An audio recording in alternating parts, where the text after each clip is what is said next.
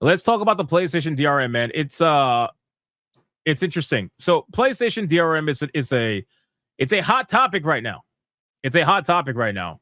And yesterday we covered it a little bit, but I didn't necessarily go crazy with it because, again, it was a bit confusing, number one. And number two, there was conflicting stories. There was conflicting stories everywhere about this, okay?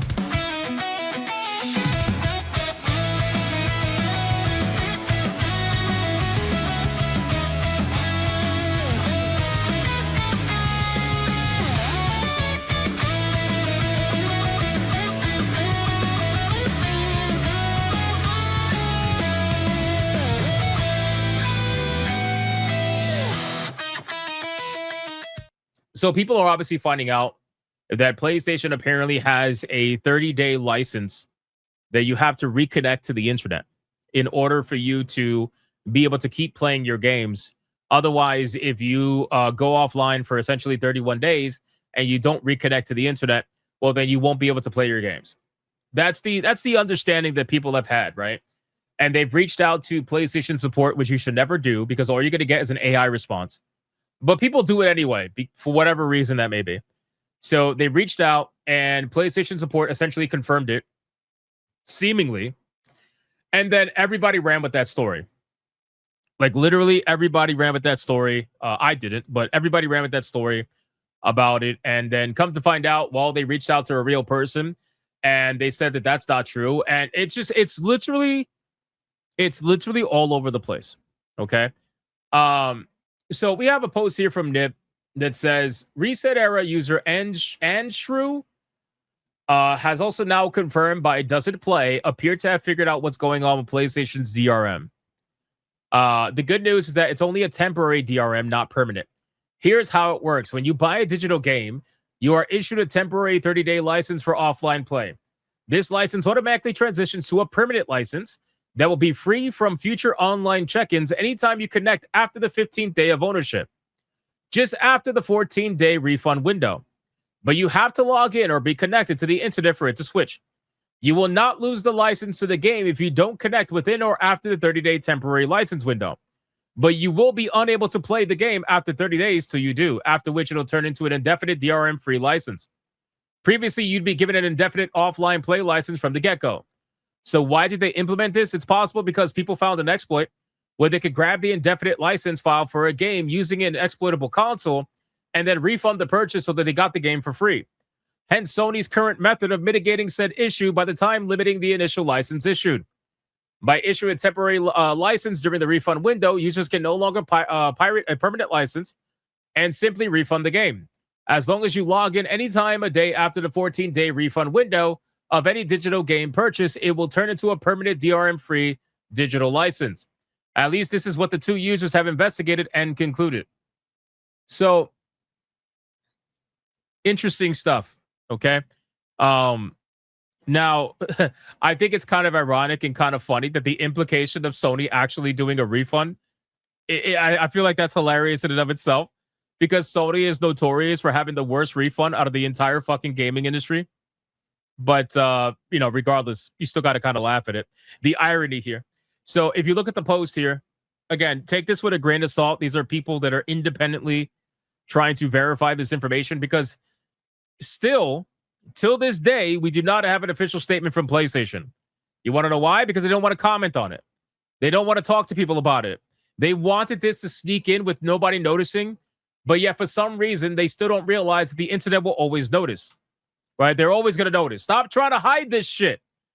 Just be honest with people. Just be upfront and be like, hey, we're changing our policy. We're going to make it this, that, whatever. Just be upfront. But corporations are like, yeah, we're going to try to get away with it. Anyway, let's see. So this person, Andrew, says, I mentioned early in the thread how I had a game that was affected by this and which subsequently fixed itself. I've been doing some further testing to try to understand what is happening. I have a jailbroken PS4. So I can poke around at things behind the scenes. Here's what I found about how licensing seems to work. And then he goes into all of it. The PS4 will install a license file for all the content your account owns, regardless of whether or not that content is actually installed. This is a key point if it's true that they are addressing a license exploit. This happens automatically. So if I buy a game on the PlayStation Store website and then turn on my PS4, The license for that recent purchase is automatically installed. Whether or not you can actually use the license for the game is then further controlled by the Activision state of your console, i.e. set it to the primary for offline play, or whether you're online and connected to PSN. In the case of non-primary consoles, in either case, those license files always seem to be present. Isn't it amazing how the people that buy the games are always the one that get fucked by all these decisions? Or at least inconvenience, right? It's always the paying customers that get inconvenience. It's never the people that are stealing the games. But here we are. So what has changed now, right? So these license files are valid for an indefinite amount of time for content that you own, 14 days for content from PlayStation Plus Extra and Premium, and for the duration of your subscription to PlayStation Plus Essential Games. What has changed now is the new purchases are not automatically being issued a license file with an indefinite duration. Instead, a 30-day license is issued. I have 2 recent purchase games I've been able to test this with. Game 1 I purchased on April 9th. I turned the PS4 on April 21st, and a 30-day license for the game was automatically installed. I then installed the game on April 25th. The information screen confirmed the game was only playable offline for another 26 days. Approximately 30 minutes after installing the game, the license had been replaced with the one which is valid for an indefinite amount of time. And this remains the case even if I delete and reinstall the game. So that is 16 days between the initial purchase and the licensing showing as being eligible for permanent offline play. So they basically are trying to stop whatever piracy, I guess, was happening on the PlayStation Store. Obviously, it's a massive inconvenience, I'm sure, for some people, or at least more so an annoyance than anything.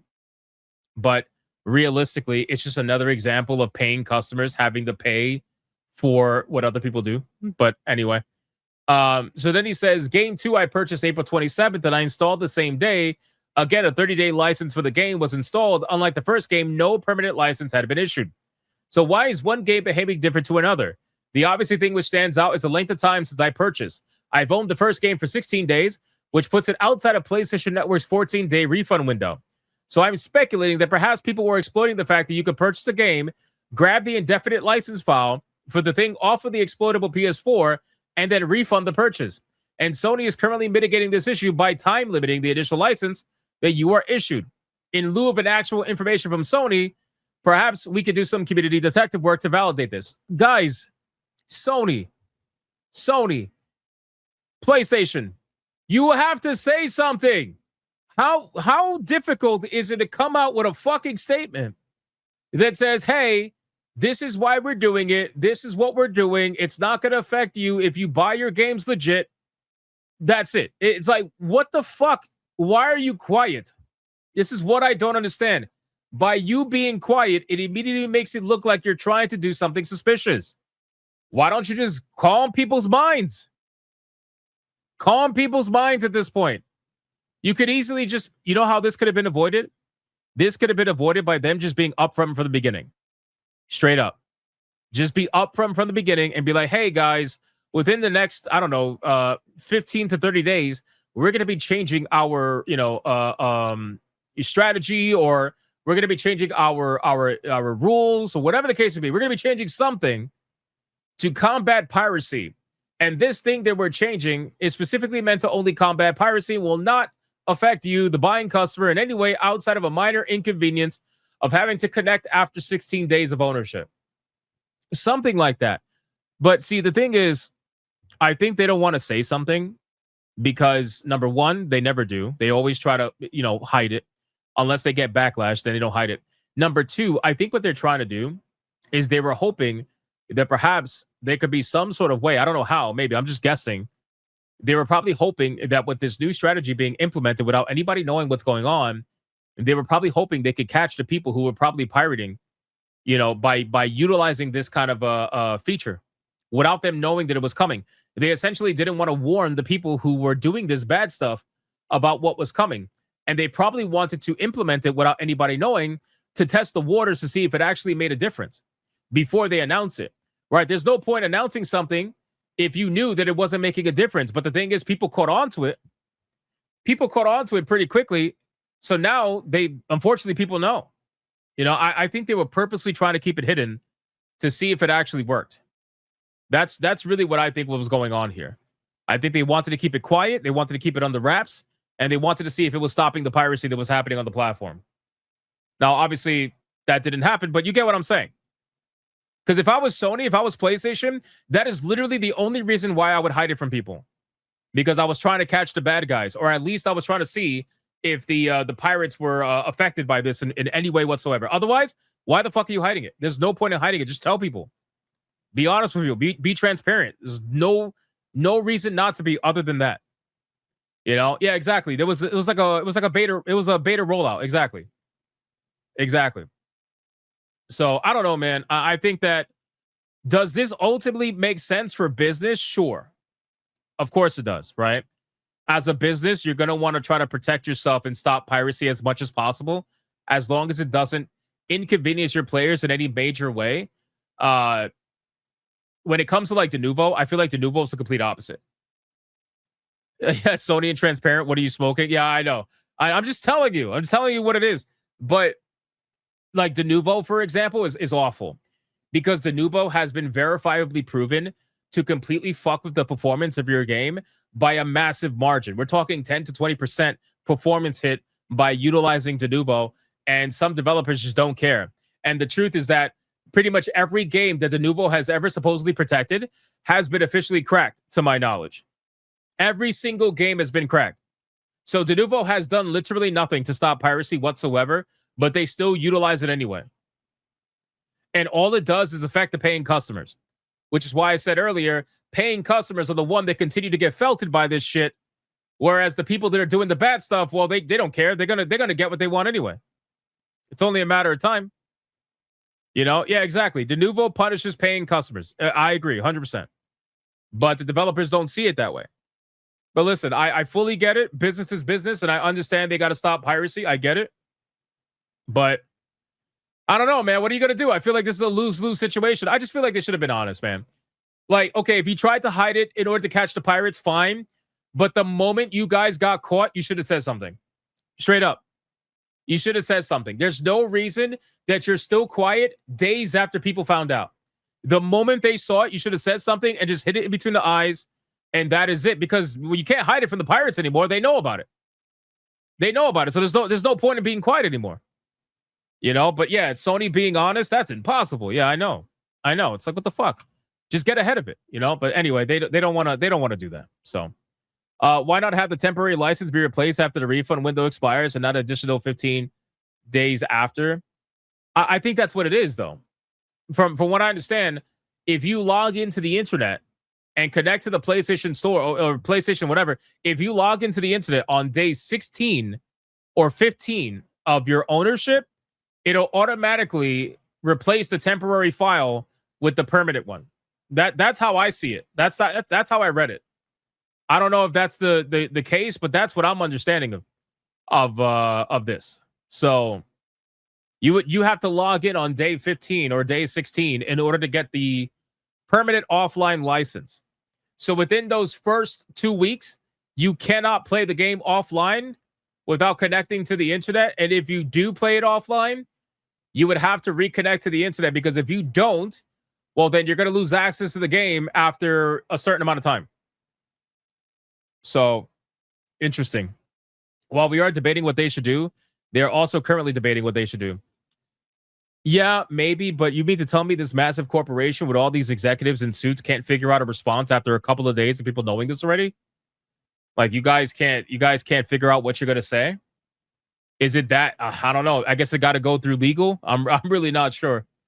I'm not sure. But in any case, interesting dynamic going on with PlayStation. A lot of people ran this story as like, oh, you gotta update it every 30 days. Otherwise, you're going to lose your game. You can't play it offline. And I kept telling people, bro, like, stop running these stories so fucking quickly. Look into it and figure out what's going on. People literally were talking to the PlayStation support. They're like, well, the AI support said that it's true, so I guess it's true. Like, brother, stop relying on the fucking AI support. They don't know what they're talking about.